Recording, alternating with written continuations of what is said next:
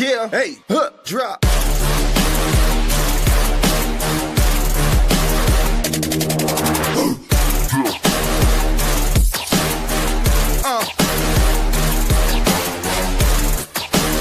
Prime Coverage Sports Network. Real coverage, real conversation. And welcome in, everybody, to this episode of the Sports Mayhem Morning Show on this wonderful Friday morning. I'm your host, Andrew Mighty Man Scheid, here for the Prime Coverage Sports Network. With me today is the co-host of Unfiltered Sports here on Monday nights and a whole bunch of other stuff. I like to call him the sports guy. How we doing today, Marcus Mack? Hey, how's it going, my brother? Yeah, you know me. I'm just out here just being the PCSN go-to guy for whatever you need. Proud Coverage Sports Network is out here for the people, and I love being a part of Sports Mayhem, as it is another beautiful Friday morning with the mighty man Andrew Scheid. What's going on, brother? Let's get into some sports. Man, a lot has happened, and I apologize to my friends who I did not have a show Monday morning. I was busy, and I apologize for that. But a lot to unpack. The NCAA championships have come and gone at this point, and that's kind of where I want to start off. Michigan took down UConn. You kind of got a little upset because Arizona got knocked out there. Your bracket kind of got messed up.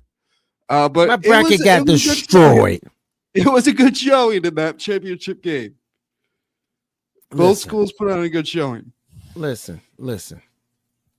It was excellent basketball, and at the same time, for a man who had a chance at his bracket, it was horrible. So to Michigan, who went on to win the whole thing, and you know what, deservedly so. They were an excellent team. They played excellent basketball. I really would have liked to have seen what would have happened if they got a chance to face Illinois instead of UConn. But Right. It is what it is, and you know what, and I can't take nothing away from Michigan.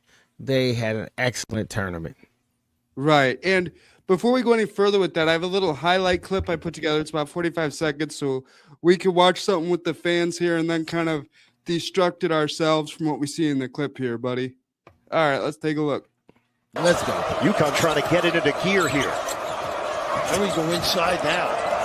Ball, fakes on a three, pull up pump. It rims in for solo ball.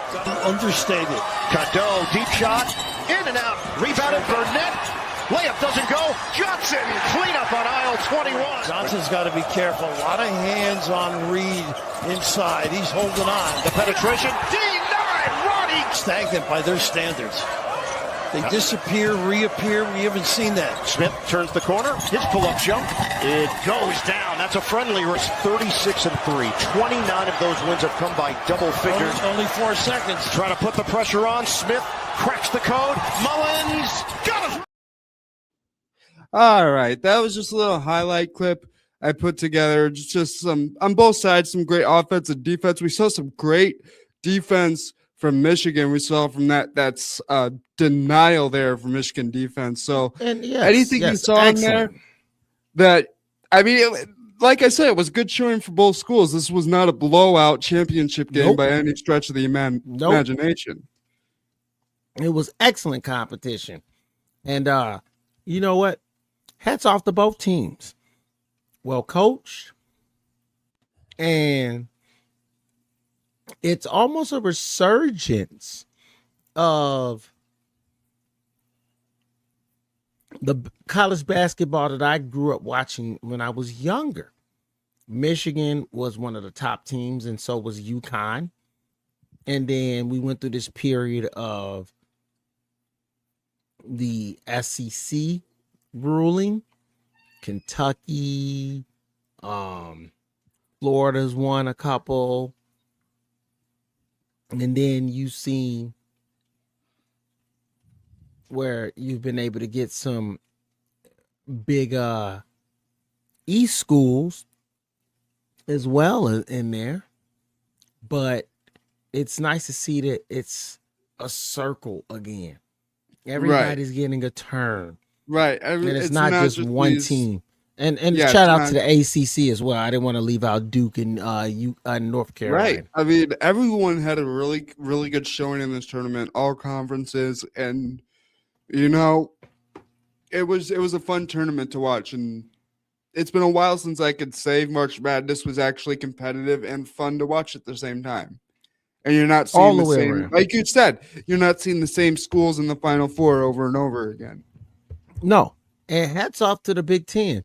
The resurgence of the Big Ten has been absolutely awesome to see that. It's been a while since the Big Ten has been prominent in NCAA basketball, and to see that a Big Ten school win the tournament, but for them to be represented all the way around from Illinois to Michigan State to Iowa, Michigan themselves, UCLA from the women's side that won the tournament, Right. UCLA men's that was there balling Yeah. in the Sweet 16.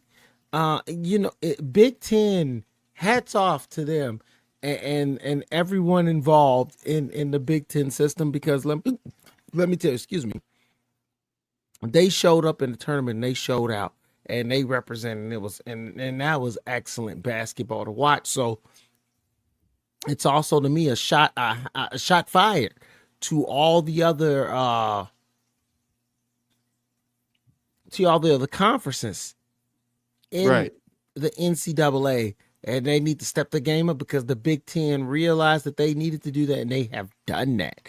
And so now it's on the SEC, it's on the Big East, it's on the ACC to step their game up, because the Big Ten's let everyone know we're here and we're not messing around. Right. And I mean, I think that was one of the biggest things in this tournament. And like I keep saying, just a great showing in both schools. I mean, even UConn taking the L in that tournament should be proud of what they were able to do. One, should be proud of the fact of you even got past Duke to make it to the Final Four. I mean, that was a miracle in itself. And that's Got something past that we- Duke in a thrilling situation, right? Yeah, and that'll be remembered in March Madness for years to come. I don't think that clip is going to be replayed for years to come when March Madness rolls around every year. Yeah, no, it was a great representation of exactly what we want when it comes to tournament play, and shout out to everyone involved. Excellent, absolutely excellent tournament, and shout out to the champions, Michigan, who won. They deserve all the flowers. Great job to Coach May. Great job to the school and to everyone involved in the sports organization to led to this championship for them. Right. And now to move on, Marcus, one thing that has been kind of all over sports social media lately is the Soler Lopez, I guess, brawl or fight, baby, or what everyone is calling it. Everyone we was get- kung fu fight. Yeah. Before we get into it, I actually have a little clip I put together so people know what we're talking about. If people haven't seen it out there, so you know what we're talking about. And I actually left a little clip in there from his previous at bat in the third inning, which might explain why all this transpired in the fifth. Let's take a little baby. look. Yep, let's take a look. Hand again, which was the scariest one for a hitter. Square doing the wrist hand.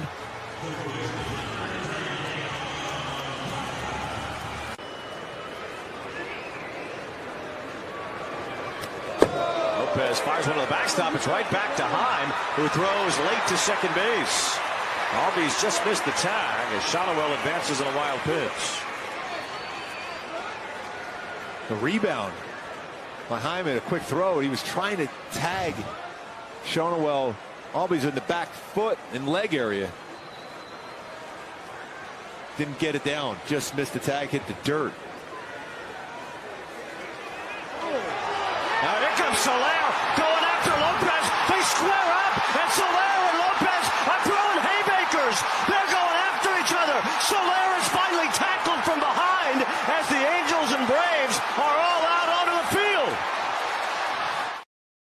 All right. Let's just talk about this for a sec. And I put that first clip in that when he got hit in the hand, that was back in the third inning when Soler got hit in the hand. And then he comes up in the fifth inning, gets a pitch thrown high and tight. And if you watch closely there, he never breaks eye contact with Ronaldo Lopez. So something was stirring in his mind the second that pitch hit the backstop. There was history there, and obviously, you know, baseball players are just like anybody else in sports. They're gonna play it off and say, "Oh, they're part of the game." Blah blah blah. Let's be honest. The reason why Soler went after Lopez is because he, at a certain point, was like, "Okay, you're disrespecting me. This is personal, and I don't like this." And it was at a certain point like that, because let's be honest, yeah, there's a certain thing where a pitcher can have some wild pitches. His command can be off, but it looked like he was very personable when it came to pitching towards Soler after Soler had got a hit off of him, and it seemed like that he was throwing towards him with an intent and a message, and then Soler responded, and it led to a brawl. Each player got suspended for 7 games, and I absolutely love it. It's a part of baseball. Let me tell you something right now. As long as nobody gets injured, and I stand by this, and I stand, as long as no one gets injured, to me, who cares? In all the sports, blood boils over and fights happen. And I don't know why in hockey, guys can fight and they're not suspended for multiple games. They're just sitting in the penalty box and allowed to play in the same game. Right. But yet we have to make a big deal out of everyone else's sport. And so if safety does not really seem to be exercised that much in hockey, when these guys are throwing haymakers at each other. Right. And so, here in these situations, the players have their teams out there separating one another, standing in the way to break it up. So I just think it's a part of the game, and I love seeing the passion. And it's fun as long as no one gets hurt. Right.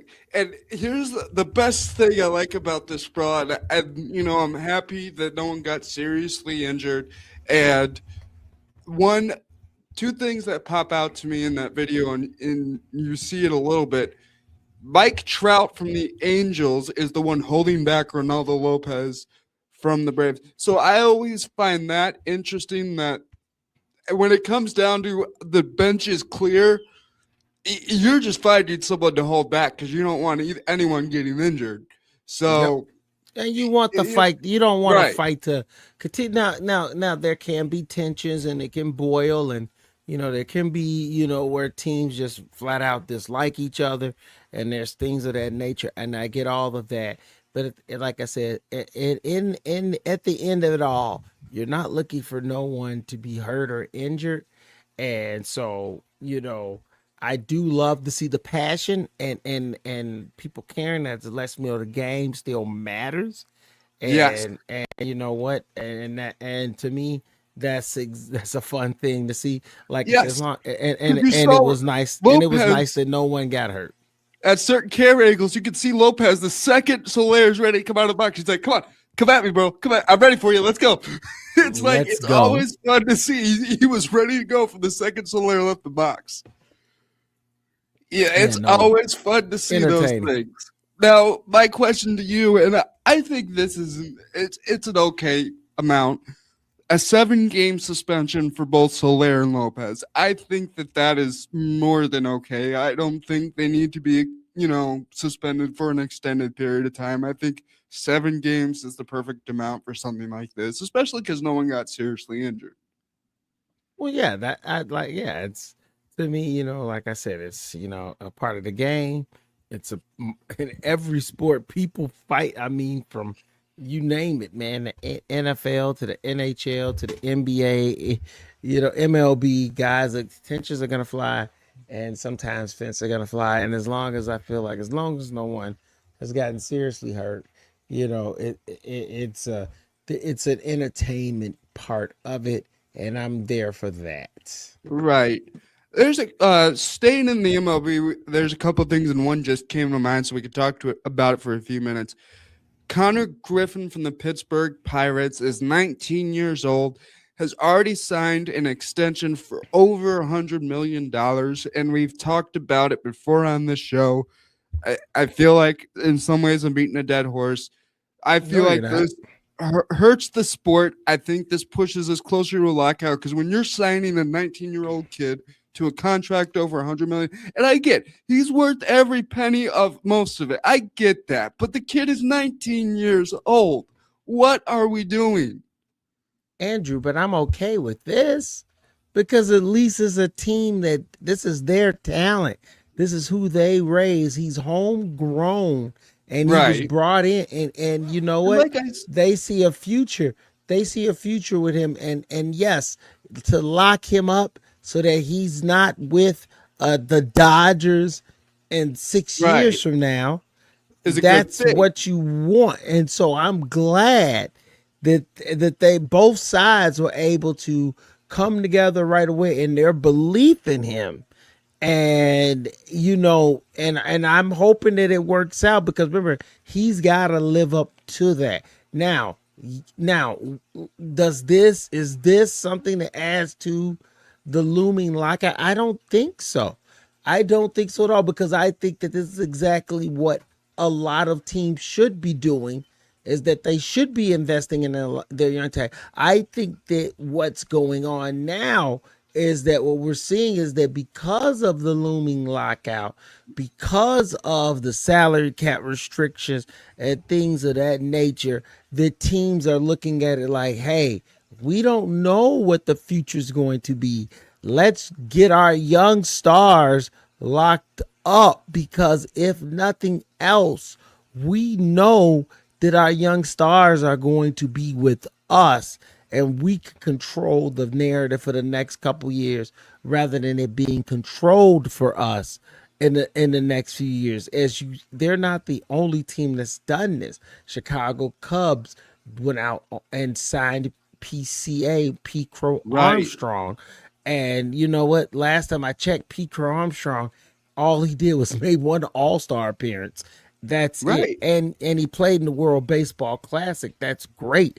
But the kid has no accolades. He has no real awards. No, but I do believe, and this is my Chicago brain talking, so let me be biased for a second, say by Chicago brain. I think for the north side, I think PCA is a guy of the future for the north side of Chicago. And that's where I'm going to leave that. And that's why I think Connor Griffith is a guy that is the future for Pittsburgh. And that's exactly why they went out there and they locked him up. Right. I just, because I grew up watching a lot of reruns of old games with my parents and hearing their views on things. And my mom told me a story of, she remembers when the MLB actually rejected at one point someone getting paid $1 million contract because they thought it was too much. And now we're at the point where guys are making hundreds of millions of dollar contracts. So, I mean, that's just where I'm going to leave that. That was just my opinion on that. I don't think that, give him a good amount of a contract, but I think over $100 million was a little much for a first contract. But, teach their own. Yes. Hey, remember what we talked about last week?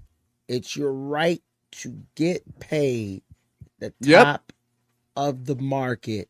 And you know what? If that organization is willing to do that, then it's not the player's fault. The player is supposed to take max value for his situation. And so I think that that's what we're looking at, is that a player is taking value for his max situation or taking max value for his situation. And that's what's happening with Connor Griffin, is that, hey, the Pittsburgh Pirates were willing to give that, and why would he not take it? You have to understand, if something is offered to you, Why would you say no? You're acting like he came in and demanded that, Andrew. Right. If He that's didn't what's offered, demand it. if that's what's offered to you, it's okay to say yes. And I'm not faulting him for saying yes to that. Heck, I would have said yes to that as an athlete too. But my thing is, where's the sport going if we're already paying $100 million contracts? And this is why we're at a looming lockout, I think. Yes. Oh no, it's and this is a big reason why it's coming. And it's just something that we have to buckle up and get ready for, buddy. Right. Because the lockout is looming from this situation. A couple more things staying in the MLB. Not really a cause for concern, but I found it a little bit of a shocker that the Yankees just got 3 taken from them by the A's of all teams. So now the Yankees have dropped to 8-4 on the season. You expect them to lose to some, I don't want to say so-so teams, but the A's are not top caliber like the Dodgers. So if I'm a Yankees fan, does that upset me losing 3 to the A's? Of course it does.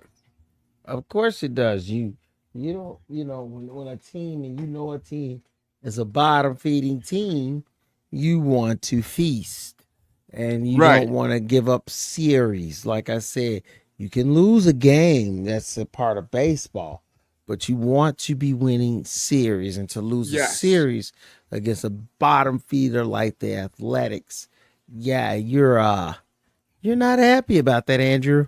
Yes. You're actually kind of concerned. Yeah, I would be concerned too. And we have a buddy in our organization, Sal Angeletti, and people on Sports Mayhem know Sal. He's a big Yankees fan, so he's always kind of updating on us of what the Yankees are doing and how their season going. Always. Did you say kind of? Always. Thank you. Shout out to Sal, former Sports Mayhem. What do we call a refugee sports mayhem OG sports mayhem pundit who hopefully can one day return, but Sal is the man, and he is a big Yankees fan. So if I'm him, I'm a little concerned that I just dropped 3 to the A's, but if I'm the Yankees, I'm going into the next series saying, okay, we could get touched up by a bottom feeding team, and we need to watch out for that. And again, it's still early in the season. I mean, the White Sox are 4-8 too. So, 4-8. So, and they could still come out of nowhere and do something. I'm not saying they will, but everyone can still come out of nowhere and do something. Pitching's got to do something better, brother. It's everyone. This is still anyone's season to take hold of. And, and that's the great thing about having this 162 game season and let's be honest, folks, no one's going to go 162-0 since 1961. And Andrew, what? Of 1960 of the 162 games, my no one goodness. has done it. I don't believe you. I don't believe you. No one has done it because it's such a grueling Wait a minute. schedule. But fans act like teams have. Everyone gets up in arms over losses. And it's like, wait a minute. You do understand that the best baseball team might win, if they're lucky, 100 games. Right. You know what that means, Andrew?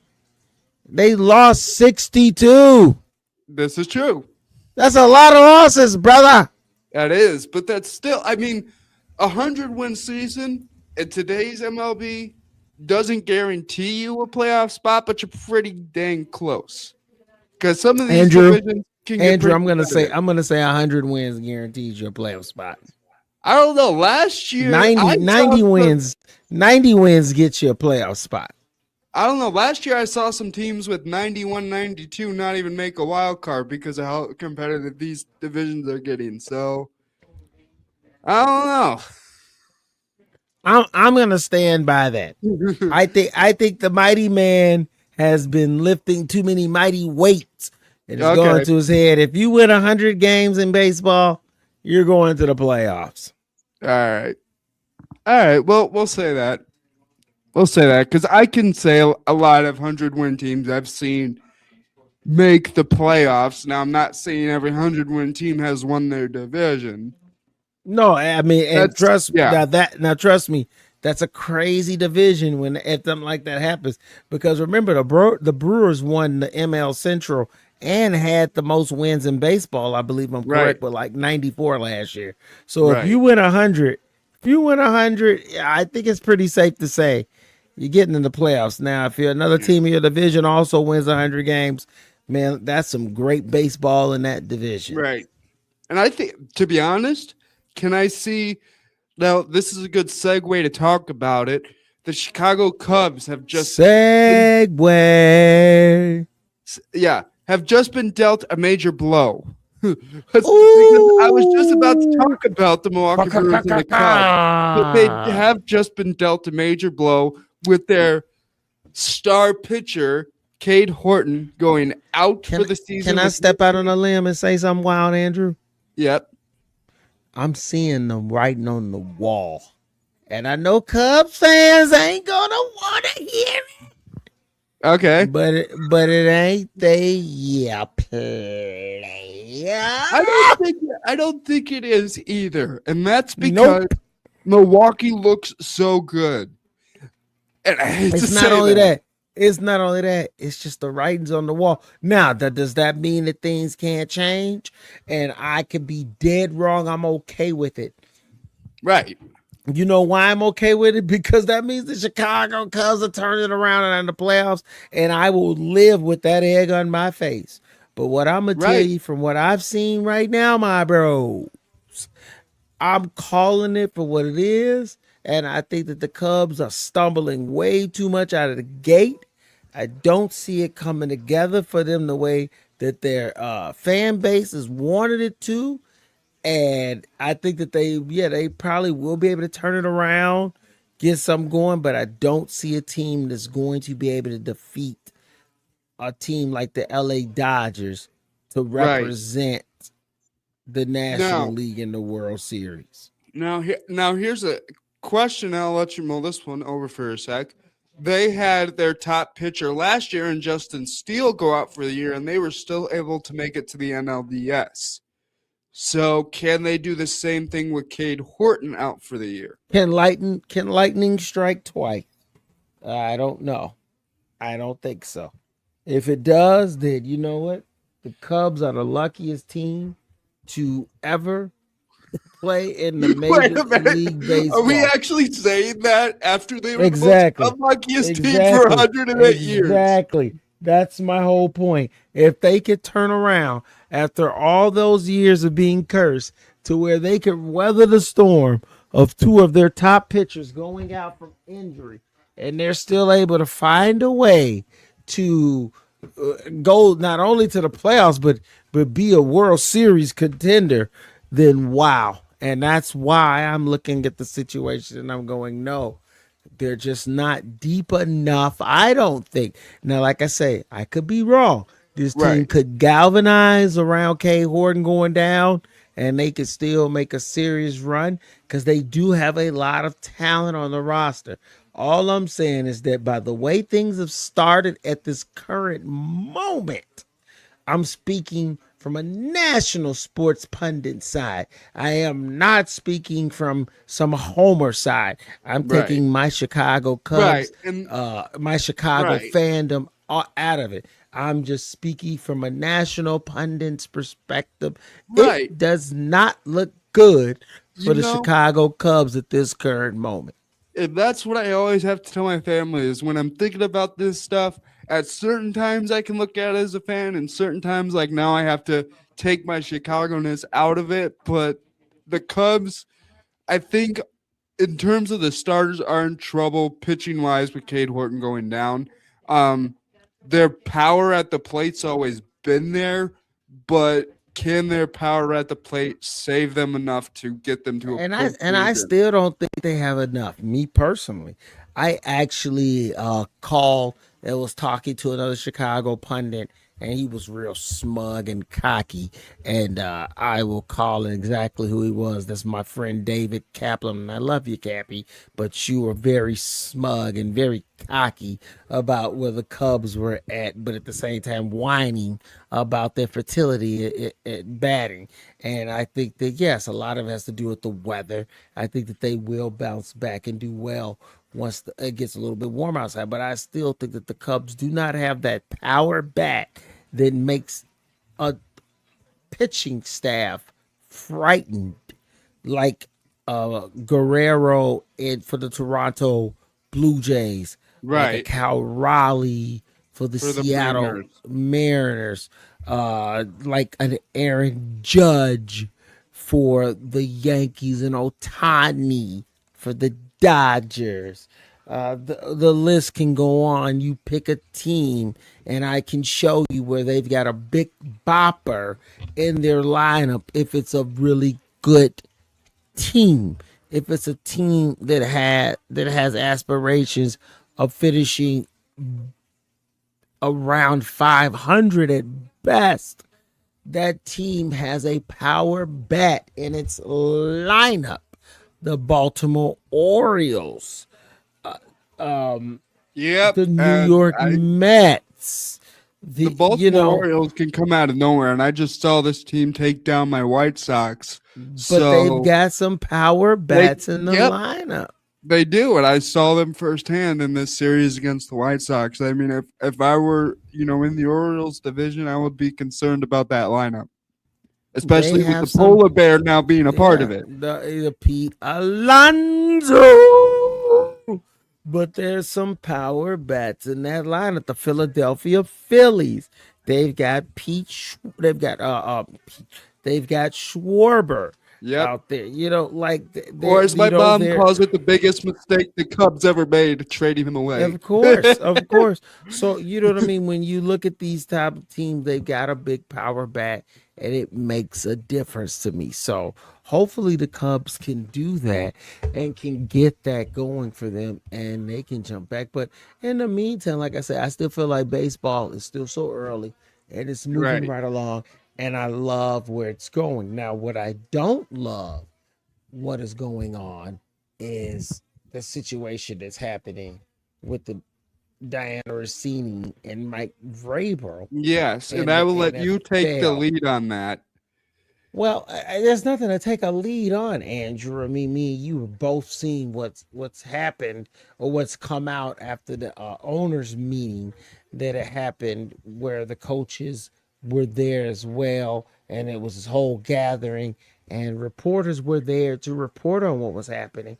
And apparently, Diana Rossini and Mike Vrabel went away from that area to a private, very intimate, secluded hotel area in Sedona, Arizona, to hang out, and they were actually photographed, which seems to be by some type of private investigator or someone that was following them, because they did not. This was clearly something they were trying to get away from everyone and spend time with.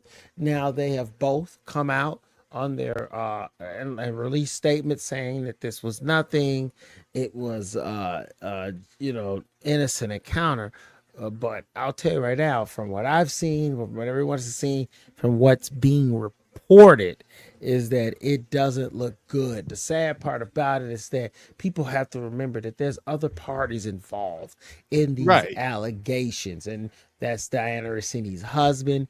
Mike Vrabel also has a wife, so there are people that are being hurt. There's also family, children involved in, especially on Mike Vrabel's side, where they're now hearing information that is harming them. So, hopefully the allegations are false. Right. I'm hoping that too. But because at this current moment, it don't look good, Ed. It don't look good, and you're right. And here's the thing. If I were a kid, I would hate having a famous parent. And I would say, just for the reason you just said, my life isn't private if my parents are in the public light. And as Yeah. a child, especially like, let's say just Mike Vrabel's kids, having to see that on the news, and let's say their parents wanted to have a private conversation with them. Now they can't because I've seen it all over the, news. It's so it's so humiliating because okay, even if it isn't true, you still now have to do so much explaining. Right. And like I said, the thing about it is that the things that were taken, the things that were shown, no matter what, it's very humiliating on both sides. And you know, Mike. Here's the thing: Mike Vrabel is gonna continue to coach. He is. He's not His leaving coaching, the his past at any coach, point. his coaching is not in jeopardy whatsoever. Because the bottom line is that whatever these photos intimate, they do not show him doing nothing more than having a Just good talking, time yeah. and Yeah. and talking. So no matter what you want to think or perceive, his job is fine.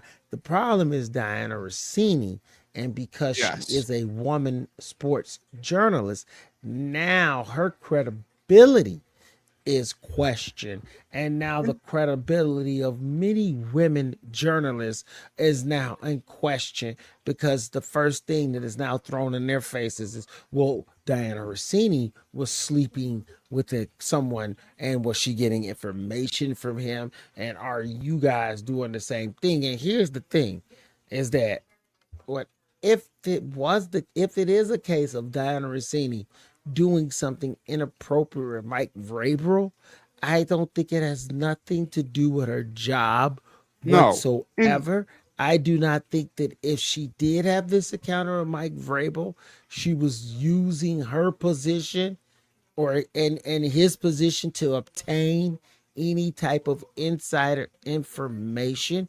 If it was something that was happening inappropriate as it may be, I don't think that it has anything to do with either one's profession. And that's the part of it that I hate the most, is because you know what? We all live in the society and in this world where people do a lot of inappropriate behavior. But the one thing that should not be done is you being unprofessional at your craft. Your craft should be something you should hold true to yourself, as well as your family life, as well as the people in your life. And Right. so I think that, like I said, until there's some type of definitive evidence that she did something wrong or he Right. did something wrong, I don't think that their profession should be called into question. And the No. fact that Mike Vrabel will walk away just fine from this in his profession, I don't think it's fair to Diana Rossini that now her profession is in call, and to where some people are even saying that she doesn't deserve her job and she shouldn't continue to earn for herself because of this situation. I don't think the situation has anything to do with her credibility in the sports media or the work that she's done as a sports journalist. And that's the part of it I don't like. No, and that's the part I don't like either. And you touched on it a little bit. The one part I don't like is I believe that, a female could do our job, 10 times better than we could do sometimes. I mean, they're just as good at reporting on sports as anyone else. So I do not think that, that female reporters should be looked at in a wrong way. Like, no one should have to take the heat for this. Like, there shouldn't be any backlash to any other female reporters because of this. I don't think there should be, and if there is, to me, that's wrong because they didn't do it, and there's no proof that Rossini did anything wrong either. And that's just the way I look at it, and I don't think people that just are female and have the same job as her should be penalized just because of an allegation, because that's all it is right now. There's no standalone proof that something happened. All there is proof of is that they went and, spent time together and had a conversation. That's all anyone has proof of. That's all. Yeah. I mean, that's all anyone has proof of is that friends hung out And it's okay for friends to hang out. It's okay for friends to hug. It's okay for friends to be close to one another and talk to one another. That doesn't mean that there was something that was inappropriate that went on behind that. And like I said, the part to intimate that like she would be using herself to obtain leverage in a job situation, I think is wrong, because it's like, well, what if Mike Vrabel was doing that? What if Mike Vrabel was trying to get information through her? No one's ever thought about it that way. Has anybody Right. ever thought for 1 second that a coach could be trying to use a media member to get information about other teams? See, you see how tricky it all gets. See how fast the blame gets thrown on Right, the female right, yeah. sports reporter, that, oh, she's sleeping with the coach to try to get information on the team. Has anyone ever thought about that the coach might be trying to sleep with the sports media member to get information about the other sports teams? Right. No one So ever it looks can at it that way. the pendulum can go both ways. And so I Exactly. just don't think for the people out there that have been sitting there saying, yeah, her career is over, I don't know how she comes back from this. Well, if Mike Vrabel's career is just fine, then so should her career. Yeah. There should Period. be no reason. If people go, oh, well, because Mike Vrabel brought the Pats to a Super Bowl last year, his job should automatically just be secure no matter what. And I hate to say it, this is my opinion, that's just arrogant thinking if you're thinking that. Yeah, it's horrible thinking. It's horrible thinking because, like I say, the bottom line is that we don't know what happened. All we can do is assume, and assumptions are horrible. And the bottom line is that she still got a job to do. He still got a job to do. And all those photos showed was two people sharing some time together, but nothing to me that could be assumed, nothing to me that crossed a line. Your assumptions could say they crossed the line, but I didn't see anybody kissing each other. Right. I didn't see anyone groping or filling each other up. I just saw two people that looked like they were close friends and hanging out. And now if your mind wants to drift and go somewhere, there's nothing anyone could do to stop that. But at the same time, shouldn't some people be given grace? Because Right. you would want the same thing. Yeah, you would. Now to get off that subject for a little bit, because we could spend the whole last 15 minutes on this exactly. subject. Some news out of the NBA: Joel Embiid is out for the season, but Appendicitis. here's There's only the a few thing. more. There was only a few There's not games much of left the in the season. left. There's not much of the season left, so I don't think this really hurts his teammates. Now, does it hurt him in saying, "Oh, I wanted to finish out the season"? Yes, but with a few games left and it being appendicitis, he wasn't. They weren't going to bring him back for a game, if even that. So, just enjoy the extended off season is what I'm going to tell Embiid right now. Enjoy the extended off season. I mean, they're eighth right now. They're gonna be in the play-in part of it, so there's a chance that they might not even make the playoffs.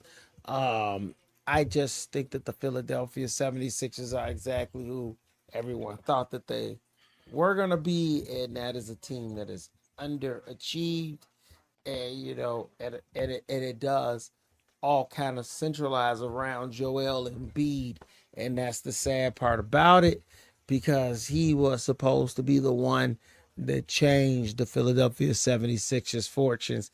He was the one that was supposed to be the franchise changer for them, and that just has not come to be. It's just been, his career has been riddled with injury for the last few years, and Philadelphia has been in this stuck limbo, wait for Joel Embiid to be healthy mode, which has never happened. Right. And I kind of want to talk a little the NBA. The NBA season is slowly coming to an end. So for 1 second, my Chicago brain has to give a shout out to, even though they haven't done anything this year, they have called up, the Chicago Bulls have called up Mamadou Gay to the big club from the NBA G League team down in Windy. What are you talking about? The Chicago Bulls did the greatest thing ever.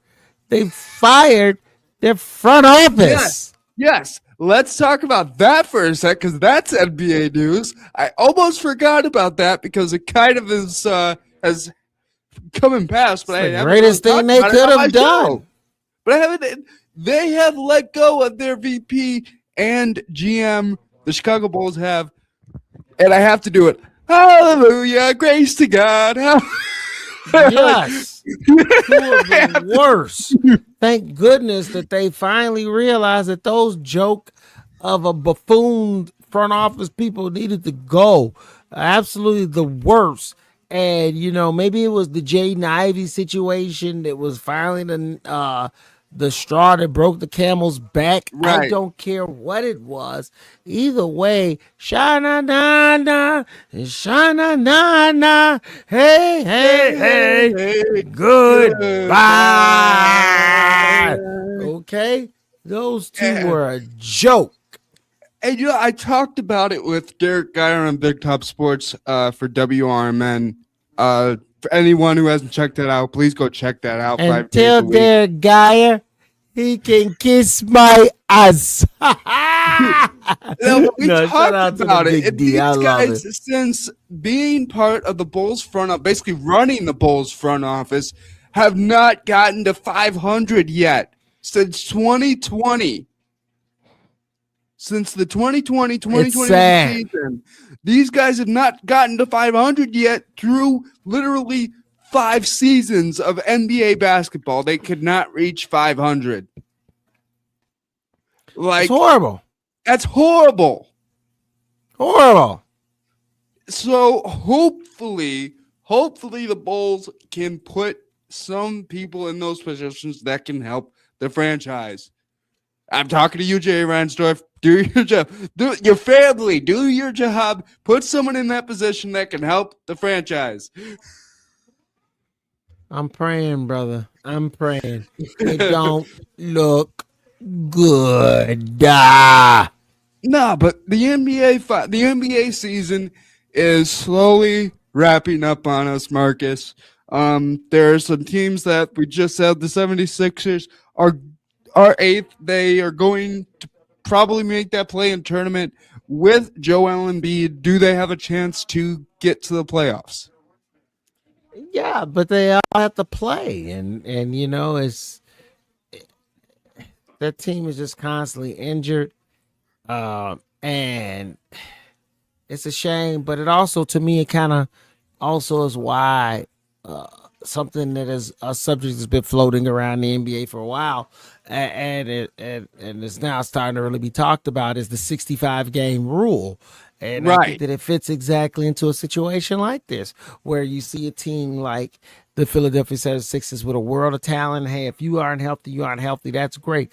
But you should not be eligible for first NBA team and second NBA team and any type of MVP awards. There should be a standard of games that you have to play, because the problem and that is that a team like the Philadelphia 76ers, they've been injured, rightfully so, but there's also situations where you had teams where players were perfectly healthy, but they just weren't playing their players for like majority of the season, saving them for the playoffs, and then saying that player was eligible for MVP awards and eligible for an NBA first team. And that wasn't fair to the players that actually were out there trying their best to play all 82 games for a season. Right. And I think that that's a rule that needs to be adjusted, because when you think about it, a 65 game rule, that means you have to play over half a season to be eligible. Let's just get that out of the way for people. That's over half a season. And I'm okay with an amendment. Maybe you go to 60. Fine. Okay. but I love the fact that it's there, and I don't want it to go away altogether. No, because there was way too many players. There was way too many players that were sitting out and not playing, and still expecting to get the end of the season awards, and that's not right. Right. No, and I do agree with that. And I think that this rule needs to be in place, but I think just 65 games is a little much. And like you said, I said, amend it. That's fine. Amend it. I'd be willing to even go up to 58. 58 is what my limit. For me personally, that'd be my limit to be willing to go. That's a good number to be at, and it's not a round number, but it's a good number to be at when you think of how many games are in an NBA season. Yeah, well, you figure 82 games. You know, if a person's playing at least 58 games, that means that you are allowed at that point to miss 24 games. Right. 24 games. I think that's plenty in an 82 game season. You only have to play 58 games, and you could still be an MVP. You could still get first team. You could still get NBA All Team. Whatever accolades are rightfully to be bestowed upon you. 6th Man of the Year, Defensive Player of the Year. That's fine, but you still got to play a majority of the season. And so I'm not against the 65 game rule. I am open to an amendment. Okay. Because I'm gonna have you help me out here because I passed math with a C in high school. So with the 65 game rule they have set in place now, how many games can a player miss in the season and still be eligible for awards? Well, 65 games. You say that here's a real easy way to do things for you, brother. So if you take 3 games off of that, that'd be 62. That'd be 20 games. So you add 3 back onto that. That's 17 games. 17 games that you're allowed to miss. I'm sorry. I did 2 instead of 3. We go 3 back off of that would give you 20, so it'd be 62. So you add 3 back onto that or minus onto that, so yeah, it'd be 17. So you're allowed 17. I was correct. 17 games you're allowed to miss. So that is 17. That's a little shallow. That's why I say an amendment, even if it was 20, if you went to 62, where you're allowed to miss 20 games, I think that's a little bit better than 65. And that's why I said I am open to an amendment. Right. I do think that the rule needs to be in place, but 65 to expect a player to only miss 17 games in a season and say, hey, you're not eligible for MVP anymore. That might be a little bit, because I mean, 17. I mean, 17 games. I don't think there's a lot of games to miss in an 82 game season. In the course of an 82 game season, to where now you're not eligible. Like I say, if it's over 20 games, now we can start to talk. Yes. Now it's like, hey, you missed 20 games. Now we're starting to talk about a quarter of the season that you missed. If you miss a quarter of the season, you probably shouldn't be eligible for awards. No, but 17 games might be a little harsh. Yeah. Now to end the episode, the last 5 minutes, I want to talk about probably the biggest off-season NFL event ever. The NFL draft is coming the weekend of the 23rd, 25th. Oh, I am so ready for this. This is kind of like the draft to me is the start of football to me. That's the draft night is the start of football to me. And I'm excited. Let's be honest. We all know Fernando Mendoza is going number 1, and he's going to Vegas. Yep. Dun, dun, dun. That's not a surprise. But here's my thing. We're not going to have a loaded draft class like we did a couple years ago with Caleb Williams, Drake May. Loaded with quarterbacks. We're not going to have a loaded quarterback draft.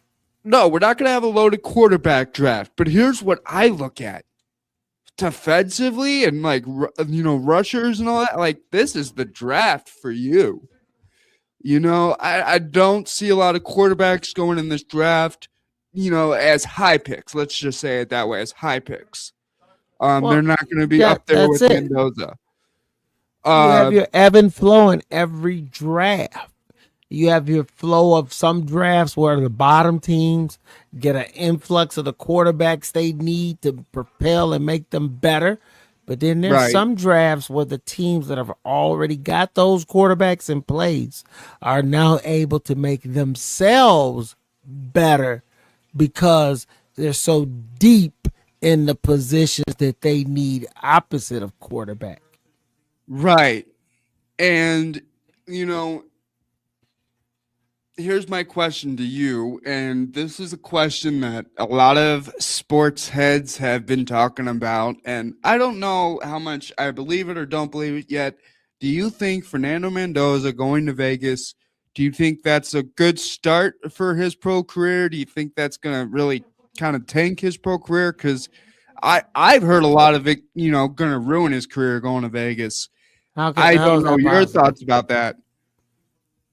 Is it one of the owners there, Tom Brady? I believe. Yes. Last time I checked, Tom Brady can still throw a football.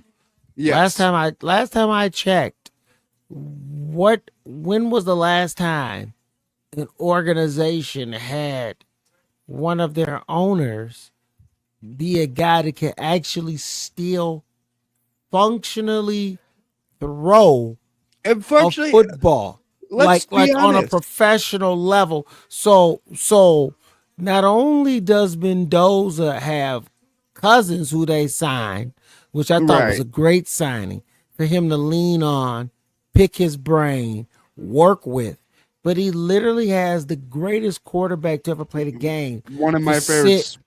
To sit and go over actual live reps. It's not like Tom Brady's going to be sitting back telling him. Tom Brady will be showing this kid what he's talking about. That to me is invaluable. Yeah, let's be honest. If Tom Brady were tomorrow go to sell his stake in the Las Vegas Raiders and was clear of the whole thing, and he could still come out of retirement and possibly still want him. People would still want him. People would still want him. I mean, and that's the thing. He keeps himself in such top-notch shape for so long, and that's one of the reasons that I love this guy so much. Yeah, no, I'm telling you right now that Mendoza's in a great position, and I actually see a lot of things for this kid if he actually has the tools. Like it is on Mendoza, he has to have the tools. You got to be able to read defenses. You got to have the arm strength. You got to have the accuracy. You got to have all three of those things have to come together to be a success in the NFL. And if he has those three things, then what he has in place for him there already, I think that this kid is going to hit the ground running.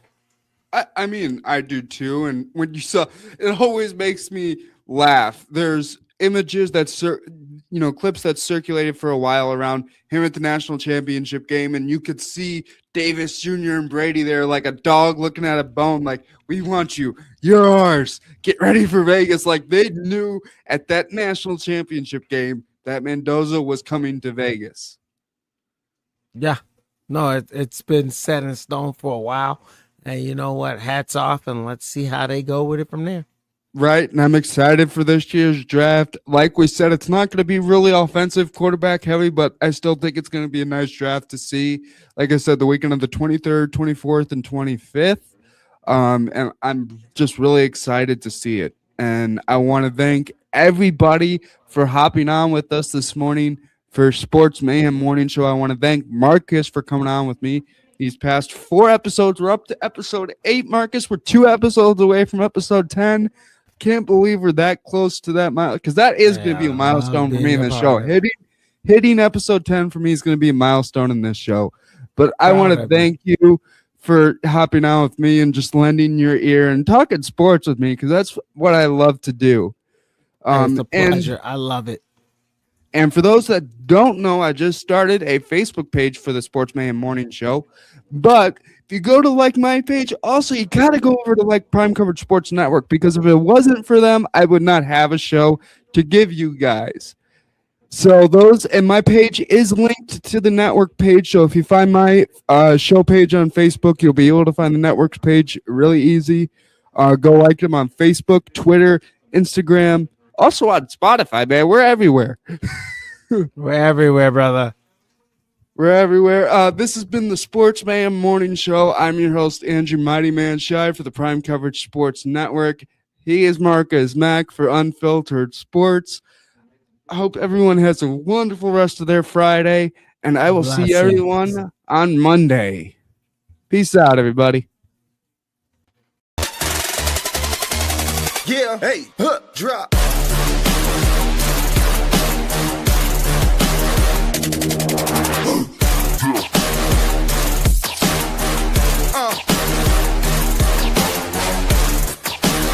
Prime Coverage Sports Network. Real coverage, real conversation.